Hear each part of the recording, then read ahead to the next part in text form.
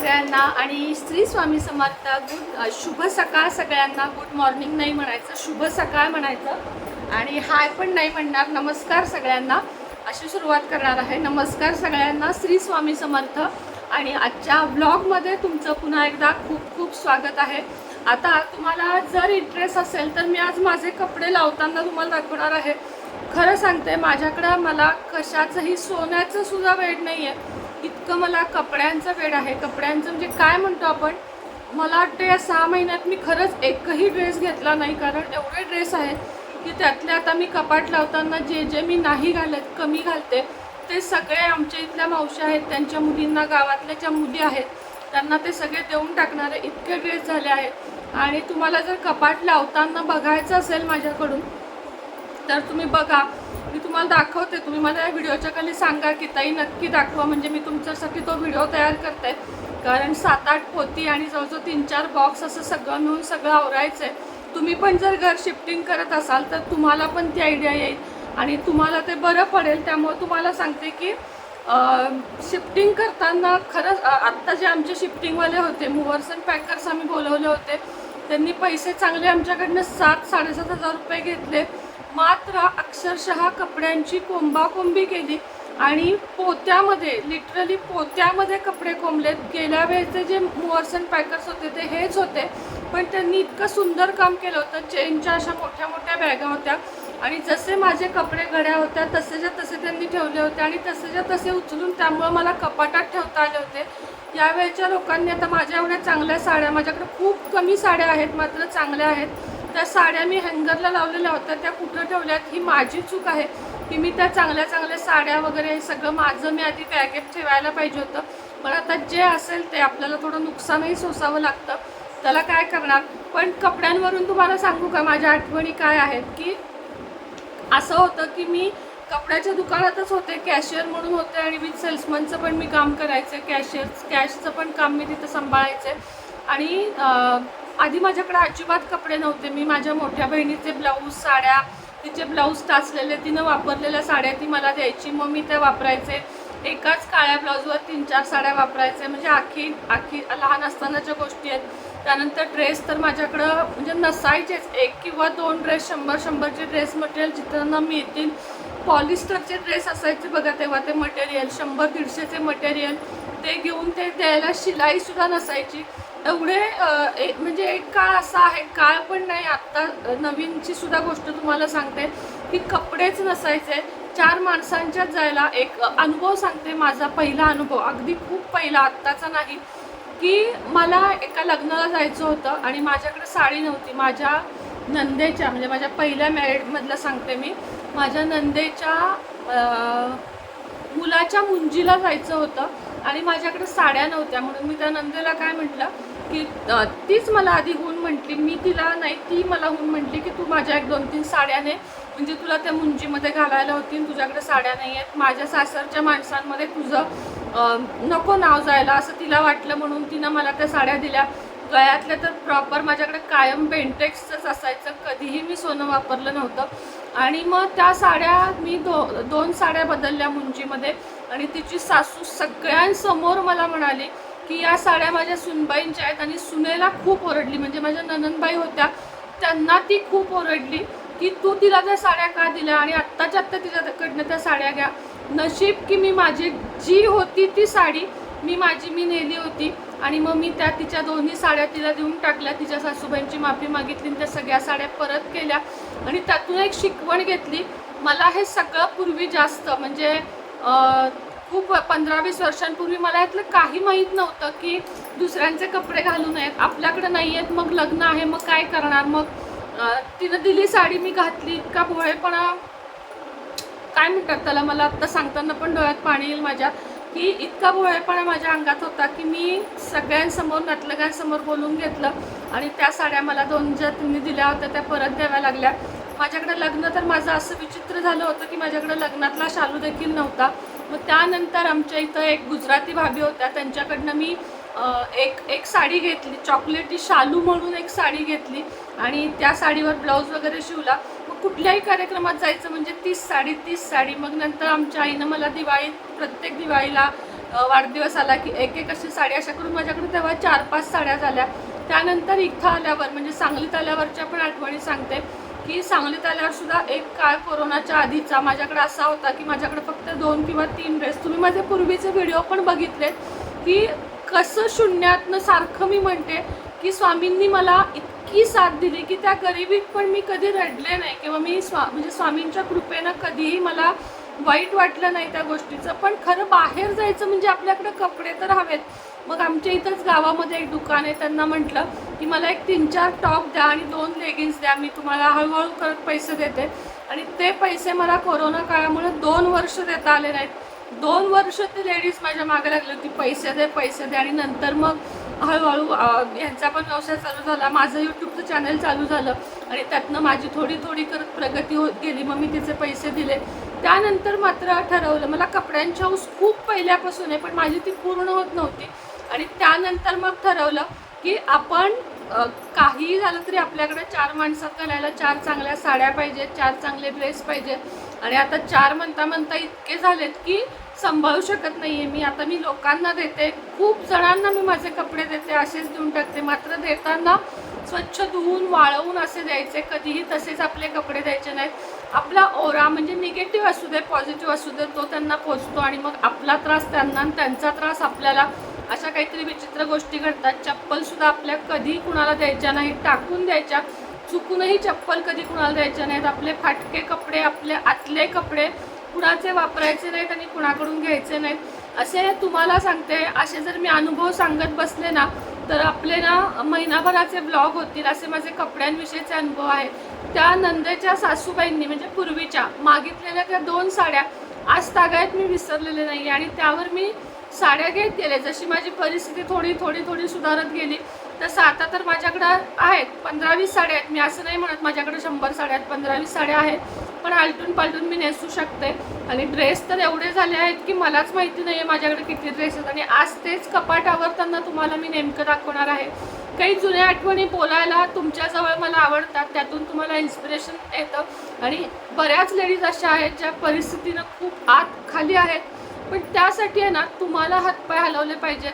प्रत्येक गोष्ट तुम्ही जर नवऱ्याकडे मागाल की मला ड्रेसला पैसे द्या, मला अमुक घ्यायला पैसे द्या, भाजीला पैसे द्या, किराणाला पैसे द्या, तर तो तरी एकटा कुठं कुठं पुरणार. त्यामुळं आपल्याकडून, आणि खरं सांगते एक स्वाभिमान महत्त्वाचा असतो. मी तुम्हाला नेहमी सांगते एका टिफिनपासून सुरुवात करा, पण करा. किमान 2000 रुपये महिन्याला जरी कमवलेत तरी तुमच्या मुलांनी काही तुमच्याकडे हट्ट केला तर तुमच्या पर्समधनं 100 रुपये काढून जर तुम्ही खर्च करू शकलात आणि स्वामी कृपेनं स्वामींच्या सेवेत जर उतरलेला असाल तर तुम्ही जो काही व्यवसाय काढाल स्वामींजवळ नुसती प्रार्थना करायची की स्वामी मला साथ द्या. स्वामी तुम्हाला हमखास साथ देतील आणि नक्की म्हणजे नक्की तुमची परिस्थिती सुधारेल याची खात्री मी तुम्हाला देते. आता बरंच काही आवरायचं आहे. आता ओवी शाळेत जायची आहे, ओवीचं आवरायचं आहे. आणि तुमच्याबरोबर आज मी अगदी चटपटीत अशी टोमॅटोची भाजी कशी करते ती शेअर केलेली आहे. बरीच जणं तशीच करत असतील, मी नाही म्हणत की माझी पद्धत खूप काही वेगळी आहे. पण मुलांना जर ती भाजी दिली तर चाटून पुसून डबा परत येतो. ओवीला तर खूप प्रचंड आवडते. टोमॅटो सॉस जसा मुलं आवडीनं खातात तशी ती भाजी आवडीनं खातात. तर त्या भाजीची छोटीशी रेसिपी तुमच्याबरोबर शेअर केली आहे, ती बघा. आणि ओवी तुमच्याशी थोडंसं बोलली आहे, मोजकंच बोलली आहे, पण ओवी आता व्हिडिओमध्ये बोलायला बघायला लागली आणि मी तिला इन्क्लूड करणार आहे, काही हरकत नाही आहे. तर तेही बघा. आणि मग आता दिवसभर मी कपडे कसे लावते त्याचं रुटीन तुमच्याबरोबर शेअर करीन आणि तो व्हिडिओ उद्या येईल. आजचा हा ब्लॉग किंवा व्हिडिओ काही म्हणा रेसिपी नंतर संपून जाईल आणि मी तुम्हाला उद्याच्या ब्लॉगमध्ये भेटीन. तोपर्यंत सगळ्यांना नमस्कार आणि श्री स्वामी समर्थ. भरपूर स्वतःची काळजी घ्या, स्वतःचं कौतुक स्वतः करा, कोणाकडूनही अपेक्षा करू नका. अपेक्षेचा पुढं लगेच असतो तो भंग आणि तो झाला की आपलं मन नाराज होतं, आपण रडत राहतो, आपण बेचैन होतो. अपेक्षा करू नका, जे मिळेल त्यात सुखी समाधानी राहायला शिका. स्वामींच्या कृपेनं प्रत्येकाच्या घरात भरभराट होऊ दे हीच सदिच्छा. श्री स्वामी समर्थ. नमस्कार. श्री स्वामी समर्थ. कसा आहात तुम्ही सगळे? मी आता शाळेत चालली. सांग. मी आता शाळेत चालली आहे. आई माझी वेणी घालणार आहे आता. तर सगळ्यांनी व्हिडिओ बघा, लाईक करा, सांग, शेअर करा आणि सबस्क्राईब करा. Bye bye. Bye bye. चला वेणी घाल.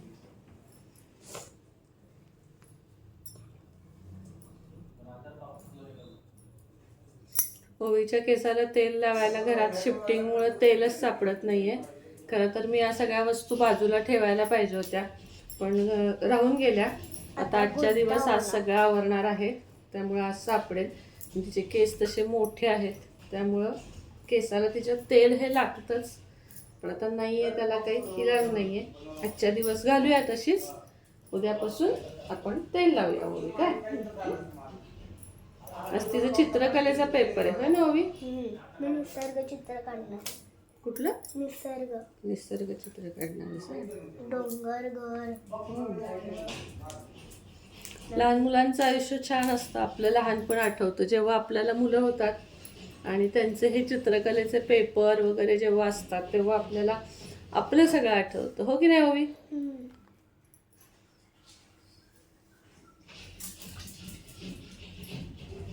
आता माझं काय काय झालेलं आहे, आता सकाळी उठून आता इलेक्ट्रिकचं काम चालू आहे थोडं घरात.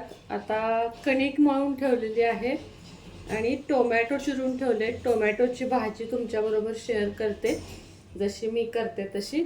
आणि त्यानंतर आपल्याला आज कपड्याचं कपाट लावून घ्यायचं आहे, ते तुमच्याबरोबर शेअर करणार आहे. खूप कपडे आहेत माझे आणि बघूया कसे कसे लावून होत आहेत.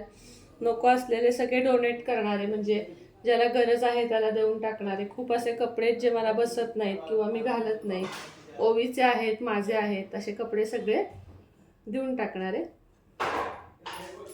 आणि मग जेवढे हवेत तेवढेच कपडे ठेवणारे, म्हणजे आपली दिवाळीची साफसफाई पण होऊन जाईल. आता तर काय हे घर एकदम स्वच्छच आहे, त्यामुळे दिवाळीची वेगळी अशी काही साफसफाई मला करायला नको. आणि त्यात मी सगळं झाडून पुसून सगळं स्वच्छ करतच लावलेलं आहे सामान. कपाटसुद्धा आता स्वच्छ पुसून घेतलेलं आहे. आता फक्त काय बाकी आहे, लावायचं बाकी. कुठे बरोबर आता ओवीची वेणी घातली आहे.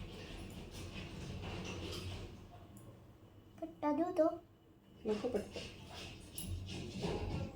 मी खरं तिचे रोज 2 बो घालते, पण आज 2 बो का नाही घातले, कारण रबर सुद्धा सापडत नाहीयेत, त्यामुळे इलाजच नव्हता.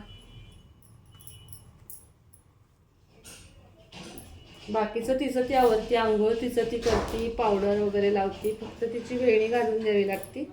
नुसता हेअरबेल्ट लावायचा म्हणल्यावरती लावती सुद्धा, पण मग खूप अवतार होतो दिवसभर. वेणी एकदा घातली की स्वच्छ राहतं.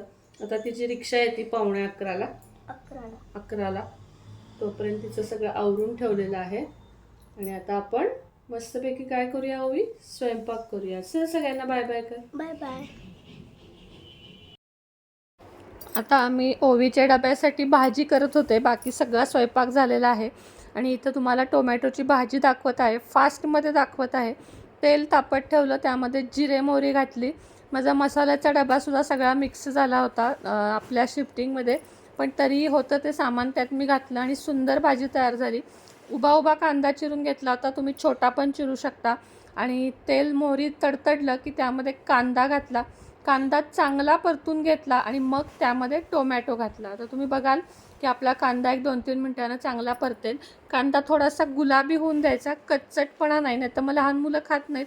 आणि काही भाज्या मी खास डब्यासाठी बनवते. आज मी 2च टोमॅटोची भाजी बनवली बघा, ओवीसाठी आणि थोडीशी आम्हाला तोंडी लावण्यासाठी म्हणून. नंतर आमच्यासाठी वेगळी भाजी मी बनवणार आहे. तर कांदा लाल होईपर्यंत परतून झाला की त्यात आपल्याला टोमॅटो घालायचे आहेत. आणि मग तिखट, मीठ, तांबडं तिखट, जी तिखट पूड असते की नाही आमच्या इथं अंबारी, किंवा तुम्ही कोणती वापरता ती तिखटाची पूड घरात तयार केलेली असेल तरी चालेल. बाकी कोणताही कांदा, लसूण, मसाला वगैरे यामध्ये काहीही घालायचं नाही. आणि शेंगदाण्याचं कूट घालायचं, 2 चमचे साखर घालायची आणि मीठ घालायचं. इतक्या 2-3च वस्तू घालूनसुद्धा ही भाजी खूप अप्रतिम लागते. आणि खाल्ल्यानंतर तुम्ही मला सांगा की लहान मुलांच्या डब्यात ही भाजी राहते का. अशीच कच्च्या टोमॅटोची पण करतात, पण कच्च्या टोमॅटोची लहान मुलं खात नाहीत. पिकलेल्या टोमॅटोची भाजी लहान मुलं खूप आवडीनं खातात. आणि तुम्ही पण ही भाजी एकदा नक्की करून बघा आणि मला सांगा कशी वाटली. आता मी इथं तिखट घालते, तिखट, हळद, शेंगदाण्याचं कूट, मीठ आणि साखर हे सगळं मी वरून घातलं. आणि फक्त 1-2-3 मिनटं, वाफसुद्धा नाही येऊन द्यायची, ताटली पण नाही ठेवायची, उघडीच भाजी आपण 2-3 मिनटं एकसारखी हलवत राहायची. अप्रतिम भाजी होते, सुंदर भाजी होते. मी म्हणते म्हणून नाही, तुम्ही स्वतः ट्राय करा. साखरेच्या ऐवजी गूळ घातलात तरी चालेल, पण साखरेनं जास्त चांगली चव येते, म्हणून साखरच घाला. आणि आंबट गोड तिखट अशी ही भाजी लागते. अशा वेगवेगळ्या पद्धतीच्या भाज्या मी तुम्हाला माझ्या पद्धतीच्या दाखवेन. कढी, टोमॅटोचं सार, चिंचगुळाची आमटी, आळूचं फतफदं, पालकचं फतफदं हे सगळं दाखवण्याचं डोक्यात आहे. फक्त थोडंसं मला वेळ द्या, कारण आत्ता मी खूप कामात आहे. त्यातूनही रोजचे ब्लॉग तुम्हाला माझे खूप आवडत आहेत. आणि हां, आजचा व्हिडिओ माझा जास्त मोठा झाला.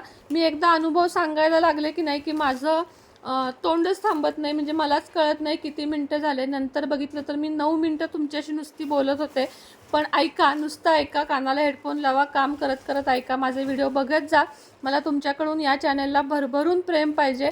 पुन्हा एकदा सांगते की व्लॉगिंग हेच माझं स्वप्न होतं जेव्हा मी यूट्यूब सुरू केलं तेव्हा. त्यामुळे यूट्यूबमध्ये मला व्लॉगिंग करणं प्रचंड आवडतं. माझ्या साथीला राहा, माझ्या मैत्रिणी बना आणि माझ्यासोबत राहा. आपण एकत्र काम करूया. आणि मला लवकरच आपला एक ग्रुप ओपन करायचा आहे, त्यातही मी तुम्हाला सगळ्यांना घेणार आहे. मात्र त्यात कुठलेही उपाय किंवा रेमेडी सांगणार नाही, फक्त आपली एक फ्रेंडशिप म्हणतो ती आपल्या मैत्रिणींची असेल. आता ही भाजी लोखंडाच्या कढईत केल्यामुळे लगेच डब्यात काढून ठेवायची, अन्यथा काळी पडते. ही एक टीप लक्षात घ्या. लोखंडी कढईत भाज्या करत चला. मुलांचं आयर्न, आपलं आयर्न कमी होत नाही. चांगलं हिमोग्लोबिन कायम अंगात राहतं. आणि भाज्या चवीला सुद्धा सगळ्या पालेभाज्या पण यातच करा. Tata bye bye. उद्या भेटूया नवीन व्लॉगमध्ये.